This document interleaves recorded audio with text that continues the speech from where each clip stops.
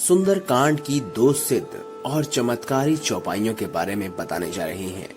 इन चौपाइयों के बारे में मान्यता है कि यदि कोई मनुष्य इन चौपाइयों को केवल सच्चे मन से सुन भी ले तो उसकी हर परेशानियां स्वयं संकट मोचन हनुमान जी हल लेते हैं और हर प्रकार की दुख और दरिद्रता दूर कर देते हैं। लेकिन यह दो चौपाई अपना असर तुरंत ही देती है, इसीलिए ही शास्त्रों में भी इन चौपाइयों के बारे में विशेष रूप से आपको बताया गया है। आपको बता दें, इन चमत्कारी चौपाइयों के प्रभाव से आपके जीवन में किसी भी प्रकार की कोई परेशानी नहीं आएगी। यह चौपाई इतनी शक्तिशाली है कि इसके प्रभाव से बड़ा संकट भी आने से पहले ही नष्ट हो जाता है। साथ ही बड़े से बड़ी परेशानी भी पल भर में दूर हो जाती है, फिर चाहे वो परेशानी किसी भी तरह की क्यों ना हो।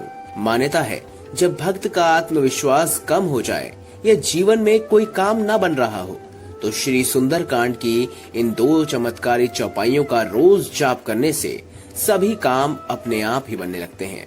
हर कार्य में सफलता प्राप्त होने लगती है। मंगलवार का दिन संकट मोचन हनुमान जी का होता है। तो आइए जानते हैं इस खास चमत्कारी शक्तिशाली चौपाइयों के बारे में। दोस्तों, सबसे पहली चौपाई है, प्रबीस नगर की जय सब काजा, हृदय राखी कौशलपुर राजा, गरल सुखारी पूकर ही मिताई, गोपद सिंधु अनल सितलाई। इसका कहने का तात्पर्य है, किसी भी काम के करने से पहले प्रभु श्री राम का स्मरण करने से सफलता प्राप्त होती है। जो भी ऐसा करता है उसके लिए विष भी अमृत हो जाता है, शत्रु मित्र बन जाता है, समुद्र गाय के खुर के बराबर हो जाता है और अग्नि में शीतलता आ जाती है। ऐसा माना जाता है कि जब हनुमान जी लंका में माता सीता का पता लगाने गए थे तो उनके मन में इस काम के सफलता होने को लेकर शंका थी। तब उन्होंने श्री राम का ध्यान कर लंका में प्रवेश किया और अपने काम में सफल रहे। इसीलिए ये माना जाता है कि किसी भी काम को करने से पहले या इंटरव्यू इत्यादि देने से पहले इस चौपाई को बोलने और श्री राम को याद करने से हर काम बन जाता है।